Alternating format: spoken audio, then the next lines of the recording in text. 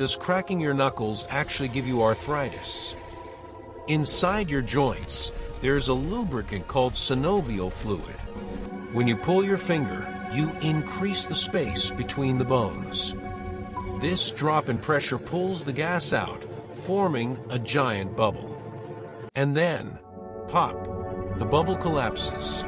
That is the sound you hear. You have to wait 20 minutes for the gas to dissolve to crack it again. But is it bad? One man cracked his left hand for 60 years to test this. The result? No arthritis. Both hands were exactly the same. So it is safe, but doing it too much might weaken your grip strength. So crack away. And for more fun videos like this, subscribe to FactGranth now.